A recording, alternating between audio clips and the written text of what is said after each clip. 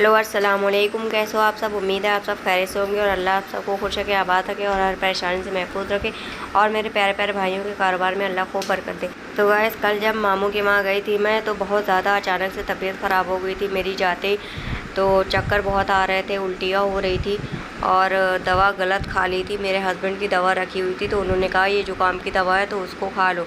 तो ज़ुकाम तो सही हो गया लेकिन साइड इफ़ेक्ट उसका इतना हुआ कि चक्कर आने लगे और उल्टियाँ होने लगी, बहुत ज़्यादा दिक्कत हो गई, चल नहीं पा रही थी। तो मैंने हस्बैंड को बुलाया वहीं मामू के घर, फिर मैं हस्बैंड के साथ ही घर आ गई थी। तो अभी सुबह उठी हुई तो थोड़ा सा अच्छा फ़ील हो रहा है और अब मुझे जल्दी से पैकिंग करनी है क्योंकि मुझे टाइम नहीं मिल रहा था पैकिंग करने का। तो ये देखिए मैं पैकिंग कर रही हूँ और पैकिंग करने के बाद हम लोग निकलने वाले हैं फ़तेहपुर से फिर गांव जाएंगे। फ़तेहपुर से कानपुर 80 किलोमीटर है लेकिन फिर भी मैं अपने घर नहीं आती हूँ।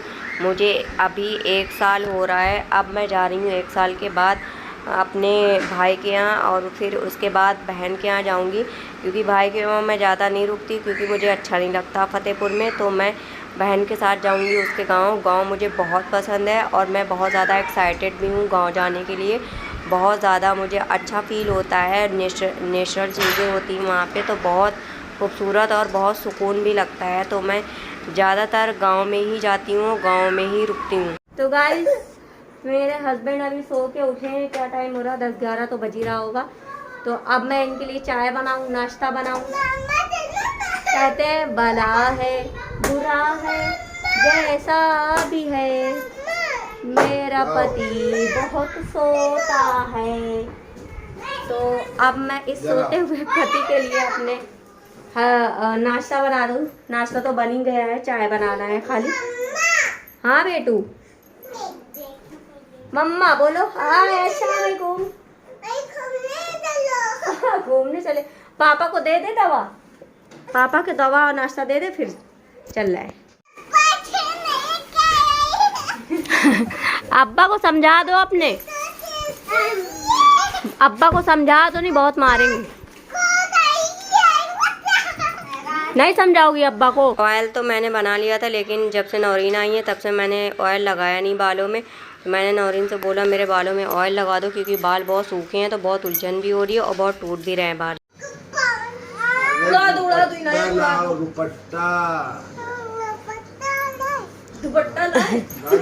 ये है दुपट्टा। बहुत देर में दिमाग उसका लोड लेता।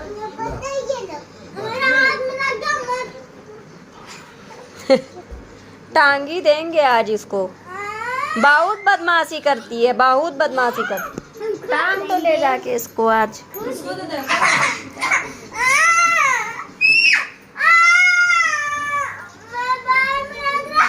पंखे में टांग देना, पंखे में।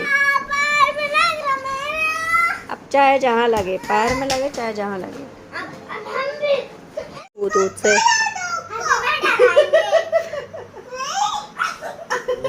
मारी सिनाया, मारी इनाया को क्या कर दे? वो पकड़े है बाल की जिसमें ये दुपट्टा ओढ़ के भूत ना बने। इसको खा जाओ, खा जाओ इसको इनाया।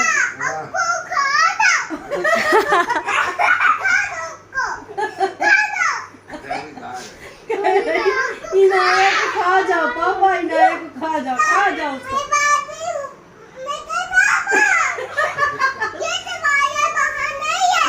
ये तुम्हारा पापा नहीं है।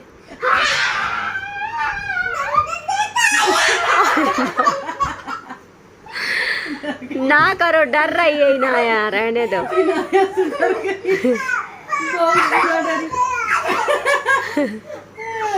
ये डरा दी इनाया, ज़ैनब, इनाया ने डराया।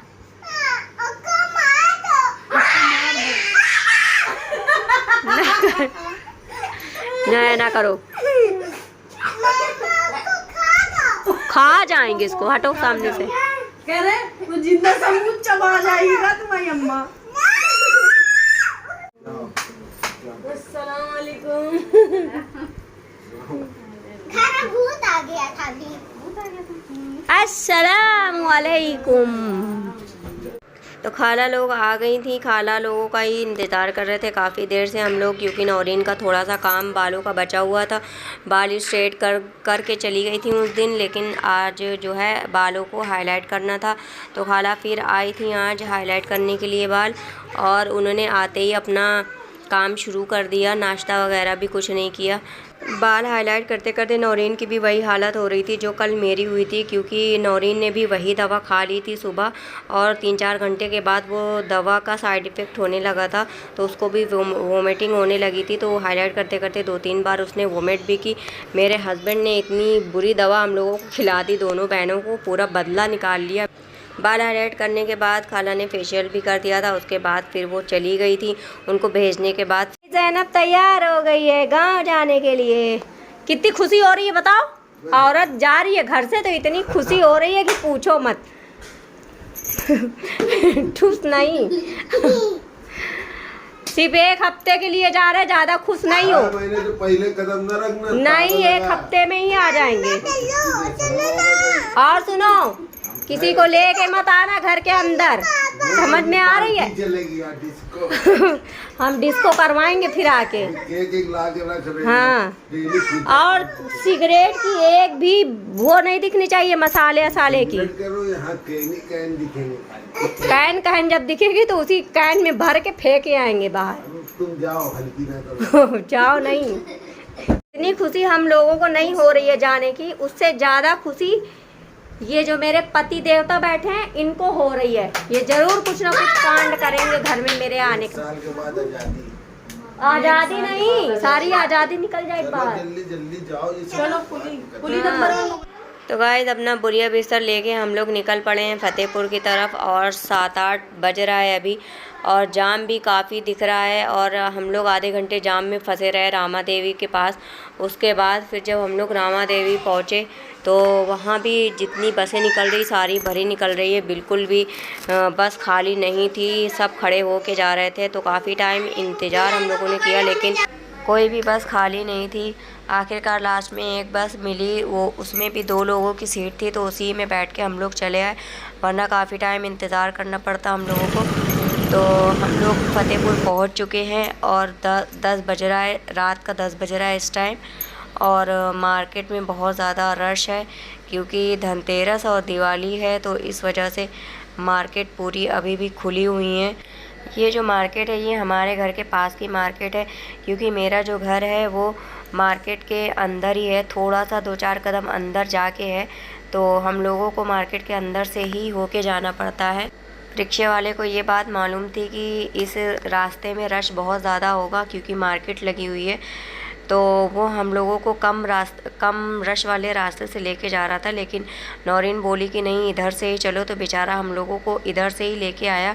लेकिन क्या हुआ कि जब हम लोग एकदम घर के पास पहुंच गए, तभी हम लोगों को पुलिस की गाड़ी मिल गई। तो पुलिस वालों ने रिक्शे वाले से बोला कि ऐसा है कि यू टर्न लो और वापस से दूसरे रास्ते से जाओ। तो बेचारा दूसरे रास्ते से यू टर्न लेके फिर हम लोगों को गया। तो बहुत बुरा लग रहा था रिक्शे वाले के लिए। तो मैंने उनसे बोला भैया सॉरी, माफ़ कर दो, हम लोगों की वजह से तुम्हें वापस से इतना दूर वापस आना पड़ रहा है। और बेचारा बहुत सीधा था तो वो कुछ बोला नहीं।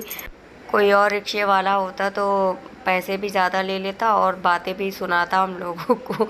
ये जितनी भी मार्केट आप देख रहे हो ये सब मेरे घर के बाहर की है। मेरे घर से बाहर निकलो तो ये सारी मार्केट है, और यहाँ पे मार्केट करना मुझे बहुत इजी लगता है, क्योंकि घर से निकलो बाहर मार्केट ही मार्केट है, कुछ भी लेना आपको सब कुछ यहीं पे मिल जाता है। कानपुर में क्या है, हमारे घर के पास कुछ भी नहीं मिलता, दूर जाना पड़ता है, तो इसलिए बहुत डिफ़िकल्ट होता है। तो गाइज़ आज का ब्लॉग मैं यहीं इन करती हूँ, क्योंकि हम लोग पहुँच गए हैं घर। तो फिर मिलेंगे आपसे इंशाल्लाह नेक्स्ट वीडियो में, और चैनल को लाइक शेयर और सब्सक्राइब करें, और अपनी दुआओं में याद रखें, और ढेर सारा प्यार हम लोगों को दे। अल्लाह हाफिज़।